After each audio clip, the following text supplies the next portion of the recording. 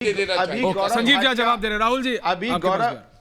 अभी गौरव भाटिया अभी कहानी कह रहे थे। कौन सी कहानी? जो इनके अप्रूवर कह रहे हैं। 18 महीने से जांच चल रही है। 18 महीने के जांच में अरे भैया न्यायालय के रिकवरी एक रुपए की नहीं है। देखिए डॉक्यूमेंट गौरव जी सुन लेते हैं का नहीं है। और ये 18 महीने में आपने केवल अप्रूवर की कहानी पर पूरी चार्जशीट बना दी। भाई अप्रूवर की कहानी पे ही चार्जशीट बनानी थी तो फिर 100 करोड़ क्यों? तू 1000 करोड़ कह लेते। अप्रूवर से कोई भी कहानी बन जाती। भाई मटेरियल रिकवरी कहां है? डॉक्यूमेंट्री प्रूफ कहां है? जो सुप्रीम कोर्ट ने कहा कि ट्रेल कहां है? नहीं है, खाली कहानी बना रहे हैं आप। एक बात। दूसरी बात कहीं आपने देखा क्या कि 500 से ज्यादा जगह छापा मारा, 1000 से ज्यादा ऑफिसर, और एक उसके बाद आप अभी तक चार्जशीट फाइनल नहीं किए। इन्वेस्टिगेशन अभी भी कर रहे हैं। सप्लीमेंट्री चार्जशीट 17 बार सप्लीमेंट्री चार्जशीट जमा कर दी गई। आज से 4 दिन पहले ही सुप्रीम कोर्ट के जस्टिस संजीव खन्ना जी ने कहा कि सप्लीमेंट्री चार्जशीट के नाम पे पीएमएलए एक्ट में ईडी एक्यूज के फंडामेंटल राइट को हनन कर रहा है। तो ये चिंता तो सुप्रीम कोर्ट की है कि किस तरह से आप ईडी का दुरुपयोग कर रहे हैं। तीसरी बात कि प्रधानमंत्री जी कहते थे 400 पार 400 पार 400 पार, तो कैसे 400 पार करना है? तो एक जितने भी जिनसे चुनौतियां हैं उसको जेल में बंद कर दो, फिर 400 पार हो जाओ। और 400 पार क्यों? चूंकि इनको पता है कि इलेक्ट्रल बॉन्ड में हो या जिस तरह से पीएम केयर में इन्होंने लोगों की पैसे की चोरी करी है, वो पकड़े जाएंगे। प्रधानमंत्री का जगह जेल में होगा अगर प्रधानमंत्री ना रहे। तो 400 पार करके कानून बना लो कि जब तक प्रधानमंत्री तब तक मोदी तब तक प्रधानमंत्री। ये जेल भेजकर पाकिस्तान का मॉडल अपनाना चाह रहे हैं। जैसे पाकिस्तान में जेल भेज के चुनाव हो रहा है, ये भारत को पाकिस्तान बनाना चाह रहे हैं। लेकिन ये नहीं समझ रहे कि इस देश की जनतंत्र की बुनियादी बहुत मजबूत है। आपने अरविंद केजरीवाल को जेल भेज के अपने ताबूत की आखिरी कील गाड़ दी है।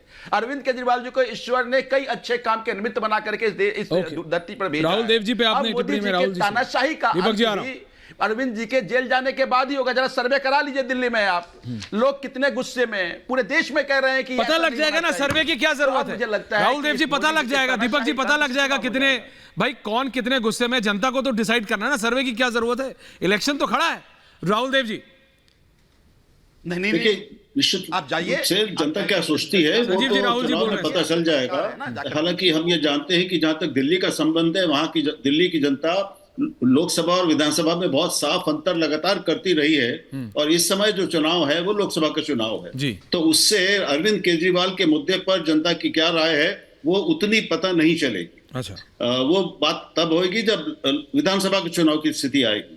दूसरी बात मैं ये कह रहा हूं कि देखिए इसे मैं व्यापक थोड़ा इसको करना चाहता हूं जी सर, कि धीरे धीरे एक जो इससे संदेश ये निकल रहा है कि कोशिश विपक्ष मुक्त भारत और भारतीय लोकतंत्र बनाने की शायद चल रही है।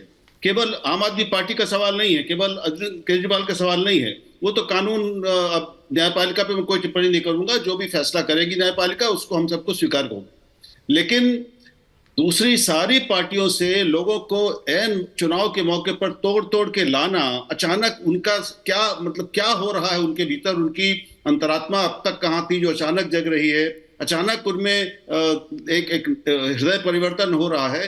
ये जनता को खूब समझ में आता है कि क्या हो रहा है। ये कोई नया खेल नहीं है भारत की राजनीति में, बहुत पुराना खेल है। तो इससे जो एक संदेश जा रहा है कि भाई एक पार्टी और एक नेता या एक आप नेतृत्व कह लें, उसे असहमति रखने वाले, लोकतांत्रिक विरोध करने वाले, विपक्ष में रहने वाली ताकतों को रहने ही नहीं देना है। या तो उसको जेल में भेजना है या उसको तोड़कर अपने पास कर लेना है, उसको अंदर से कमजोर कर देना है। ये कानून में से तय होने वाली चीजें नहीं है, इनको चुनौती नहीं दी जा सकती। ये तो जनता ही तय करेगी कि उसे राज्य की ये संस्कृति, राजनीति की ये संस्कृति मंजूर है कि नहीं, ये व्यापक रूप से दूरगामी रूप से देश के हित में है या नहीं, या इसको केवल हम तकनीकी आधारों पर स्वीकार करते चलेंगे। दीपक चौरसिया और फिर गौरव जी आपके पास आ रहा हूं। दीपक जी मेरा राहुल जी मेरे संपादक रहे हैं, बड़े सम्मान के साथ उनको ये कहना चाहूंगा, जिधर बम उधर हम। राजनीति में तो ये हमेशा से होता आया है और कोई भी पार्टी चुनाव से पहले कोशिश करती है कि अधिक से अधिक लोग उसके साथ जुड़ें, कई लोग जो है दूसरी पॉलिटिकल पार्टी को छोड़कर आते हैं, ऐसे लोग हैं जो बीजेपी से कांग्रेस के अंदर भी जा रहे हैं, कुछ ऐसे हैं जो कांग्रेस से भारतीय जनता पार्टी के अंदर भी जा रहे हैं। ये चुनाव के वक्त होता रहता है, लेकिन सवाल ये है आप यहां पर किस प्रीमाइस पर खड़े हैं। आप अरविंद केजरीवाल भारत के आंदोलन से निकले एक ऐसे नेता थे जिन्होंने इस देश को एक अलग राजनीति की उम्मीद जगाई थी, जिनके वैगनार, जिनका मफलर, जिनकी खांसी, ये सब जो है ये आम आदमी के अंदर बेहद फेमस हुए थे। इसीलिए कांग्रेस साफ हुई थी 2013 और 2015 के चुनाव के अंदर, और हमने एक आमूलचूल परिवर्तन दिल्ली के अंदर देखा। अब देखिए, आरोप लगे तो कौन से लगे, मैंने वही बोला, झाड़ू से दारू तक, दारू घोटाले का आरोप। मुझे नहीं पता कि कोर्ट के अंदर ये क्या होगा, कोर्ट के अंदर ये चार्जेस टिकेंगे नहीं टिकेंगे, अरविंद केजरीवाल को सजा होगी नहीं होगी, हर मामला हर केस ऐसे ही चलता है।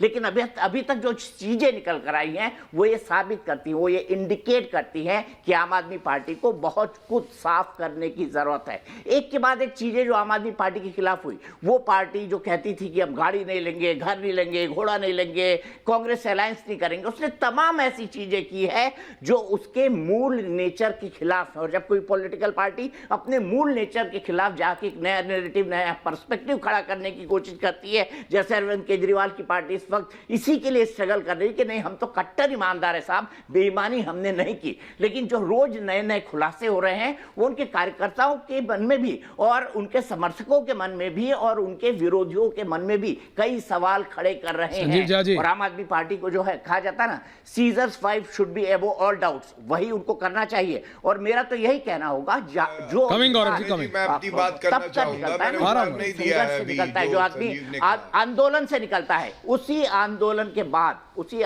बाद मैं संजीव जी को कुछ नहीं कहना चाहूंगा, मैं कहना चाहूंगा उनकी जवाबदेही इस मामले में किसी और राजनीतिक दल से बहुत ज्यादा थी, क्योंकि वो इसी आंदोलन निकले थे। लेकिन झाड़ू से दारू तक पहुंचता मेरे एक पत्रकार के हिसाब से बड़ा दुर्भाग्यपूर्ण है। झाड़ू से दारू तक। Ending comments for everyone, starting with Gaurav Bhatia. Gaurav ji, ending comments ji, बोलिए। देखिए, जैसे झाड़ू का तिनका टूटा है, वैसे ही दिल्ली के जनता के सपनों को तोड़ा किसने है? भ्रष्टाचारी कट्टर बेईमान अरविंद केजरीवाल ने। और अभी कह रहे थे चार्जशीट नहीं फाइल हुई, तो जो रिमांड ऑर्डर है अरविंद केजरीवाल का, अगर उसका अध्ययन कर लिया होता तो एक चार्जशीट फाइल हुई, उसके बाद 2 सप्लीमेंट्री चार्जशीट और फाइल हुई। 16 लोग हैं जिनके खिलाफ ये फाइल हुई है अभी तक, तो तथ्य गलत दे रहे हैं। तीसरी बड़ी बात जो फिर से कहा राहुल जी ने, उसका उत्तर दे दूं। देखिए, लोकतंत्र में वैक्यूम में लोकतंत्र नहीं चलता है।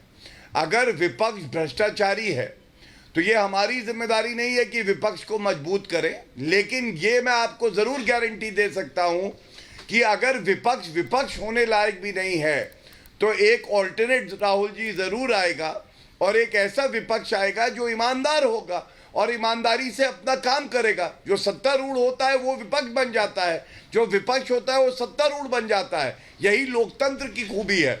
लेकिन अगर विपक्ष अपनी जो उसकी रोल है उसको भी ना निभा सके तो ऐसे विपक्ष को जनता ही उखाड़ के फेंक देती है, और यही आम आदमी पार्टी के साथ हो रहा है। और अंत करूंगा, सुप्रीम कोर्ट का जजमेंट जो है मनीष सिसोदिया के केस में, मैं केवल ये बता दूं, उसमें स्पष्ट लिखा है पैरा नंबर 24, जिसमें कहा है शराब कारोबारियों को फायदा पहुंचाना ही अरविंद केजरीवाल की सरकार का मकसद था, और 338 करोड़ रुपए प्रथम दृष्टया इन्होंने जो है डिस्ट्रीब्यूटर्स को दिए और उनसे किकबैक लिया है।